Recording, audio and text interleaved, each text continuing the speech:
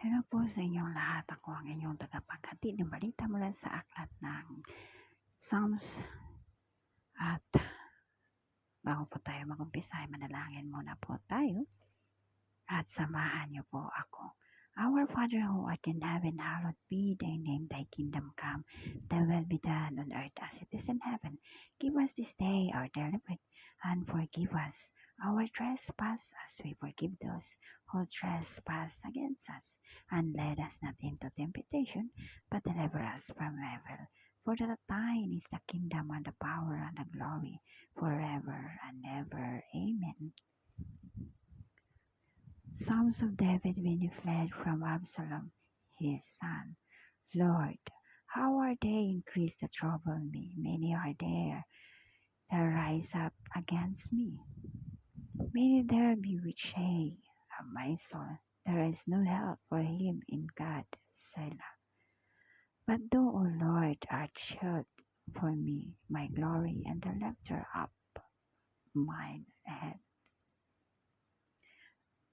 I cried unto the Lord with my voice, and he heard me out of his holy hill, Selah. I laid me down and slept. I awake, for the Lord sustained me. I will not be afraid of 10,000 of people that have set themselves against me around but about. Arise, O Lord, save me, O my God, for thou hast smitten all mine enemies upon the cheekbone. Thou hast broken the teeth of the ungodly. Salvation belongeth unto the Lord. Thy blessing is upon thy people, Selah. Yan po ang ating inihahatid na balita mula sa aklat na puto. At ang nga sinasabi, kapag ikaw ay maraming kaaway, alam mo na kung ano ang ibig sabihin. At maging mabuti sa kapwa para wala ka ng magiging alitan. Hindi ba? At para yung kaluluwa mo ay maging panatag ka sa pangalawang buhay. Alam mo naman kung ano ang ibig sabihin na kapag gumagawa ka ng kasamaan ay may kapalit. Ngunit kapag ikaw ay mapalibutan ng kasamaan, ang iyong kaluluwa ay alam mo na kung anong ibig sabihin, paano ka magiging maayos kung ikaw mismo ang sisira ng buhay mo. At alam mo yan. At lahat ng mga kasagutan, lahat ng iyong mga panalangin ay mayroon din kasagutan. Kapag ikaw ay matyaga. At alam mo yan. Kahit ikaw ay nagigising o which is nakahiga o matulog, kapag ang puso mo ay nasa sa Panginoon, ay ikaw ay safe. Alam mo yan. Hindi ba? Dahil kung ikaw ay nananalig sa Kanya, safe na safe ka. Hindi nga ba? May mga anghel na nagbabantay sa atin, bawat isa sa atin.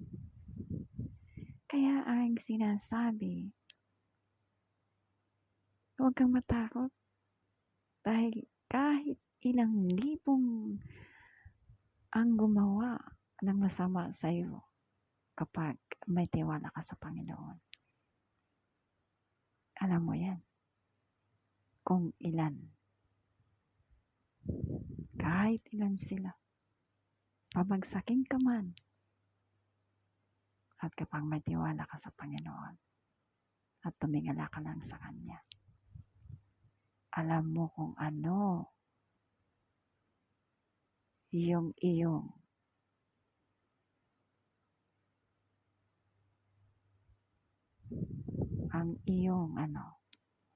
weapon kundi ang Panginoon.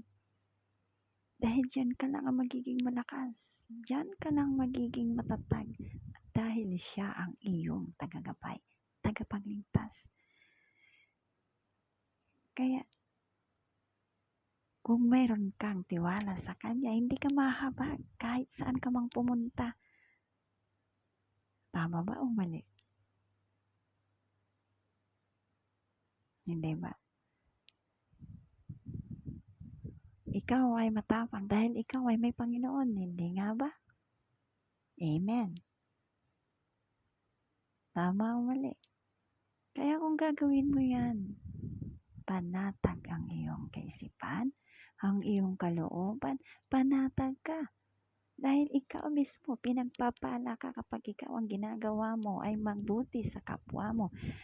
100% you're blessed kapag ikaw ay gumagawa ng kabutihan sa iyong kapwa. Pero kapag hindi ka gumagawa ng kabutihan sa kapwa mo, ano ang nangyayari sa iyong buhay? Hindi mapakali, no? Dahil totoo yan. Kung mapagbigay ka at mapagkumbaba ka at ipapanalangin mo kung ano ang narinig mo, ipag-Diyos mo na lamang dahil walang mapapala kung sa init sa ulo mo. Kung sa init ulo ang iyong gagawin. Matutong magpakumbaba. Dahil ikaw lamang ang nakakaalam, hindi nga ba? Kaya, ipagpatuloy mo ang maging mabuting tao, ang mabuting. Dahil ikaw ay mayroon. Alin ang mayroon? Hindi nga ba? Mayroon kang badya sa pangalawang buhay sapagkat gumawa ka ng kabutihan. Ang pagtulong mo ay hindi yan rason, kundi mula sa iyong puso. Yung pagtulong mo sa kapwa mo, magtulong kahit kanino, yan ay may badya sa kabilang buhay. Totoo, hindi. Kung hindi totoo, ikaw ang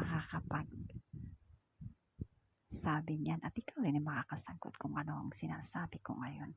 100% dahil alam ko kung ano ang nangyayari sa buhay niyo. Kapag ikaw ay gumagawa ng masama, ikaw din ang makakasagot. Hindi nga ba? Kaya kung nakikinig ka sa mga aral ko, magiging panatag ka sa iyong buhay. At ikaw ay magiging mapalad, lalong-lalo na kung ikaw magtatrabaho ng maigi at hindi ka gagawa ng ikasasama mo sa iyong kapwa at sa iyong boss o kahit kanino. At alam mo yan, maging mabuti sa iyong kapwa. At kailangan maging honest ka sa sarili mo at huwag magyabang. Kahit saan ka man pumunta at lagi kang nakangiti sa kanila, yung ngiting wala kang ginagawa na masama, hindi pa panatag ang loob mo. Kaya ang inihatid ko to sa inyo ay para malaman nyo kung anong ibig sabihin ng masama o mabuti. Kaya pagpalain po kayo ng Panginoon at salamat sa inyo sa pagkikinig at magandang gabi po sa inyong lahat.